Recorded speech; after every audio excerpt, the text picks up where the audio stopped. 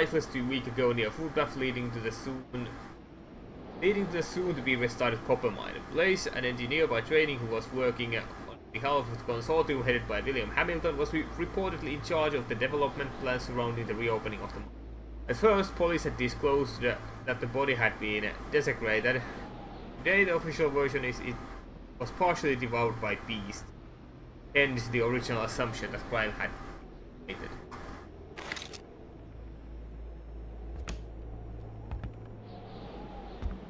Unless... Well, looks like someone woke up on the wrong side of the bed. Unless there's more than one of them.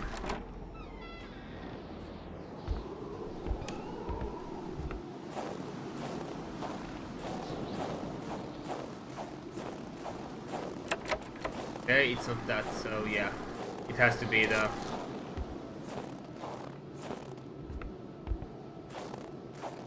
thing.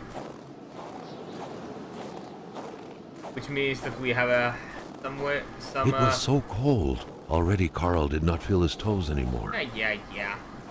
Shut up.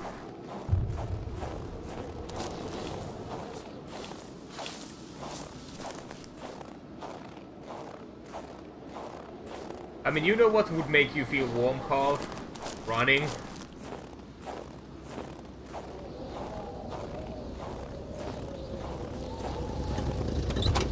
Anyway.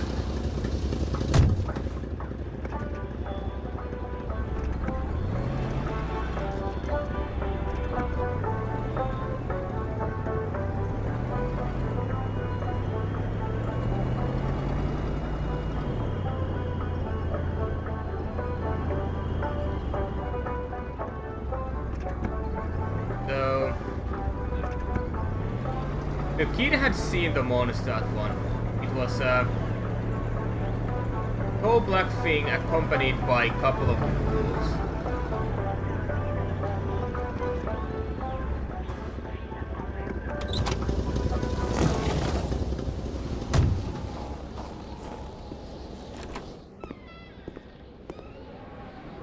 Oh, for fuck's sakes.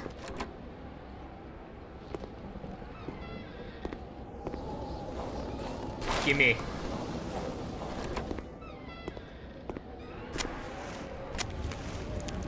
There we go.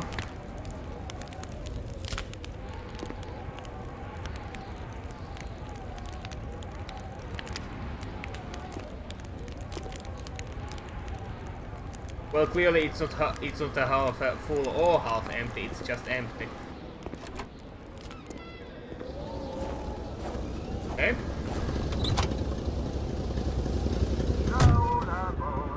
I'm actually pretty sure that the thing is going to be mad at me if I keep smacking the wolves around, which means that I should stop doing that and should focus on getting them to leave me alone by feeding them instead.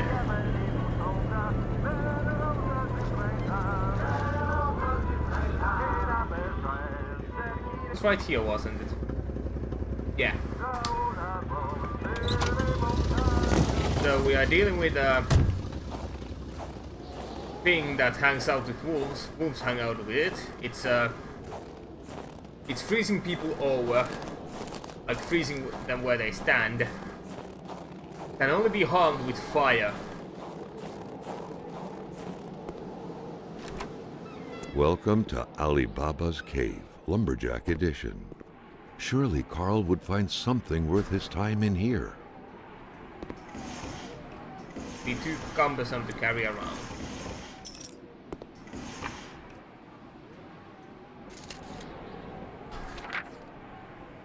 To Paul and John Pierre, don't forget to return the key for the cabin if you have to use it. Thank you, your supervisor. Yes, the next bus to Chipomacau will be October 12. Next one is 2 weeks later.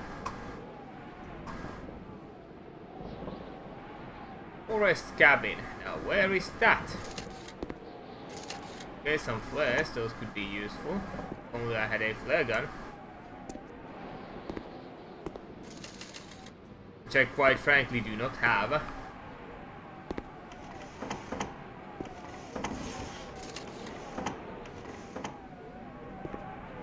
And And there is not one there. Okay, that's not a good idea. More hardware. I do not know what to do with that.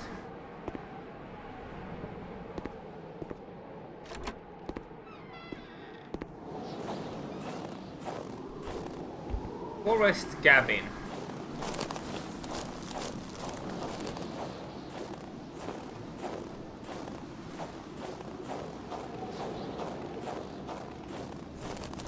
No idea where that is either. I mean, probably in the forest somewhere.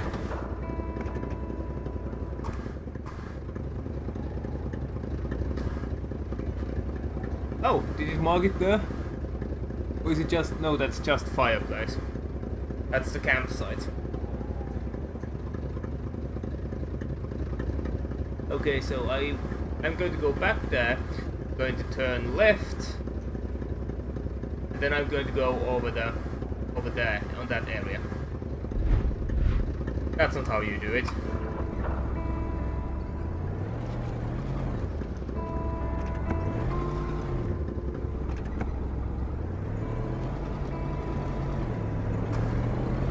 It's really bothering me. What was that thing called? Windwalker? No.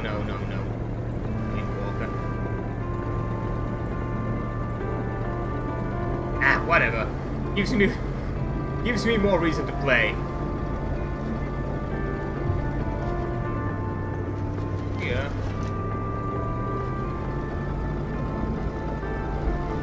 Yeah.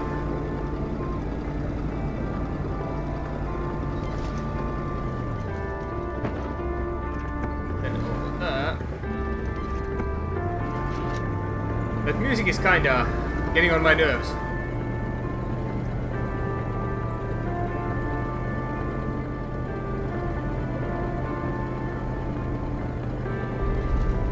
Hey boys. Yeah, it's a sturdy bridge. It won't collapse.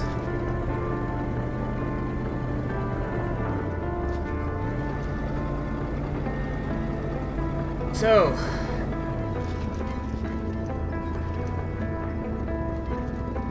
this is some form of a first aid station.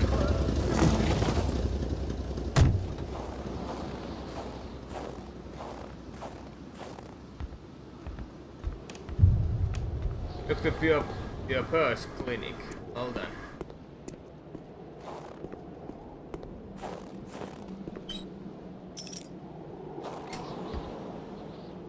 Oh boy. Unfortunately, I already found it, so... In spite of Dr. Beaupre's goodwill, the place didn't look much like a physician's office. It could easily be mistaken for a sewing shop. There should be a law forbidding doctors from falling sick. Medical emergency in town. The doctor there is sick, I'll be back soon. If he dies, I won't be returning, I'll have to replace him.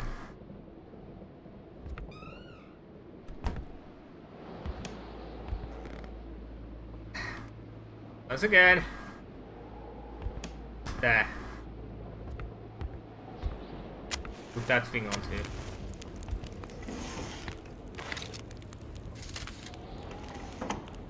Huh.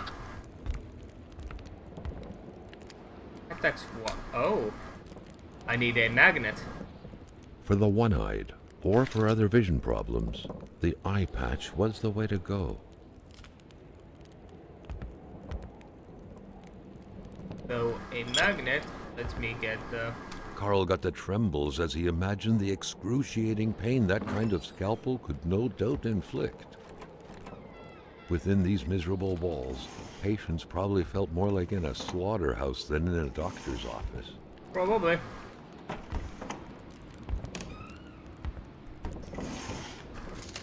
But hey, there's no need to be a pussy about it. Can't we just take the string with us? Or the wire? It doesn't look this big from here. Well, fascinated by history. Already cool, dry place, constant temperature. Well, thank you. Communist manifesto. Well done. A communist manifesto. Only a few years ago, this type of allegiance meant prison time. And even at present, the Western world was very wary of the Soviet threat. Why would the doctor own such a book?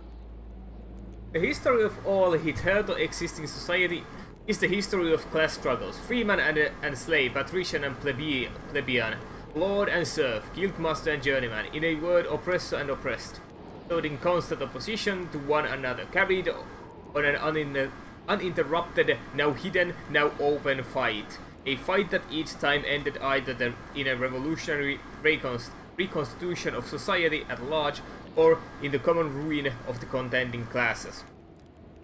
In the earlier epochs of history, we find almost everywhere a complicated arrangement of society into various orders, a manifold gradation of social rank. In ancient Rome, we have patricians, knights, plebeians, slaves. In the Middle Age, feudal lords, vassals, guildmasters, journeymen, apprentices, serfs.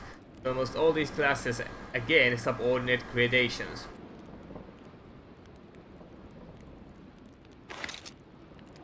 Yeah, something like that. A chamber pot. Fortunately for Carl, inspecting it wouldn't further this particular investigation. Good enough. Medical files. I never did quite catch her name. The men called her Lore. She had a neck wound. There was so much blood. The bullet had done a lot of damage, probably hitting the cerebellum. It was hopeless. She had a cardiac arrest. The men had found her like this, they said.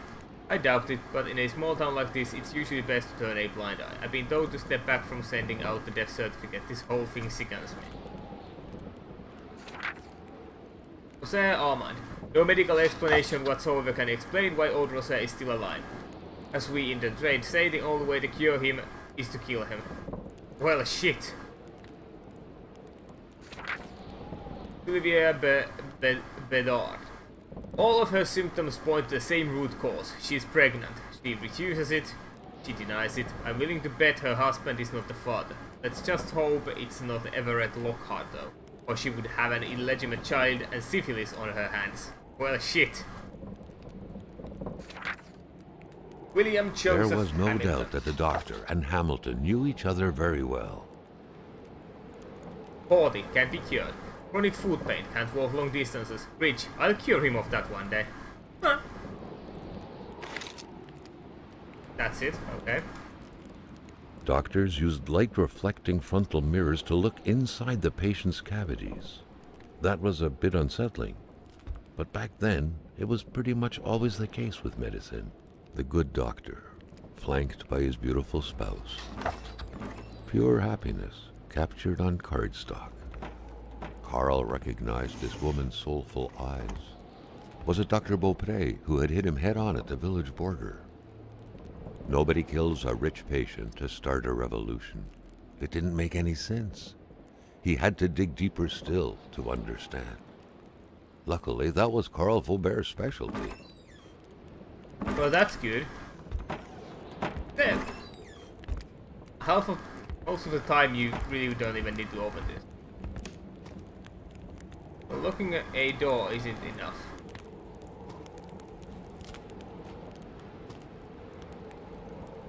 Oh.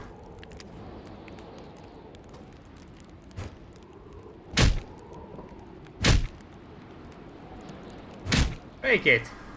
Do I need the crowbar? Hold on.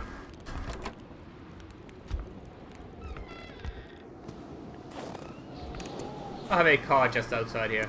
I just go and get the crowbar. Carl felt like he knew the doctor now. His belongings had spoken lengths about him. But what Carl had heard.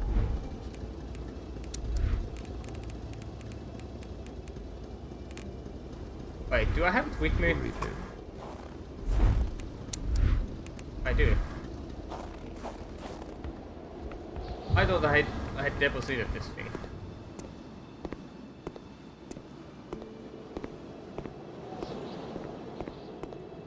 So.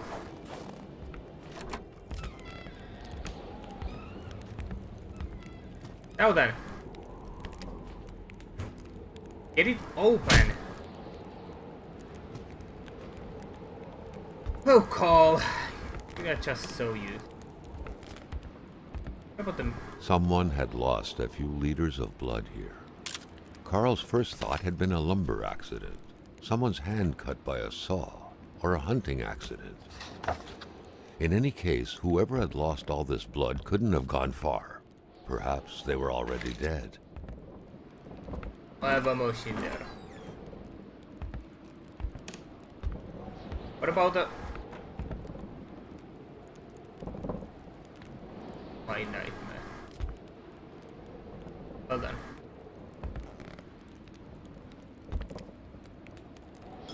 More water.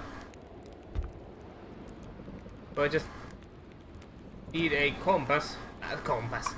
Magnet, but I don't think I have seen one, so...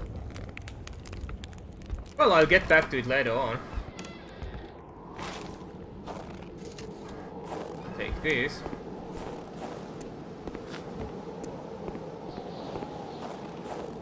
It's time to move on.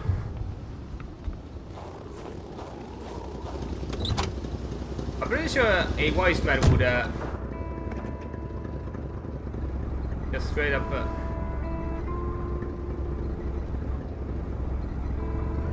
there we go. So okay. I hate this driving, just by the way. If in case people still think that I enjoy this, I don't.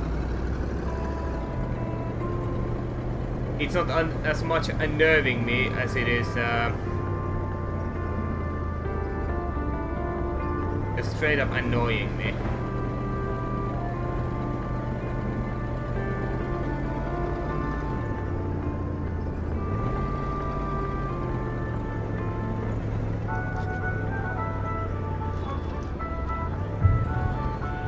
So yeah, this house.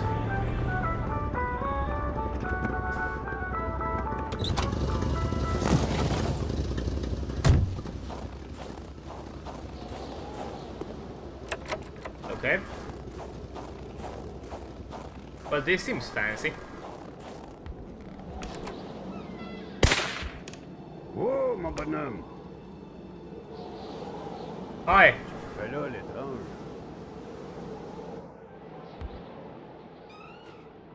Je m'attendais pas à ce qu'un étrange retontisse par ici. Moi te dire, je prends plus de chance depuis que ça rôde dans ce bout-là. J'ai ma carabine au bout du doigt, et puis bang, bang, bang, si ça s'approche. Hi. Si tu veux du linge chaud, parce que t'es habillé comme un gars de la ville, je dirais pas non à une bonne bouteille de caribou. Puis tu pigeras ce que tu voudras parmi mes guinées. Okay then.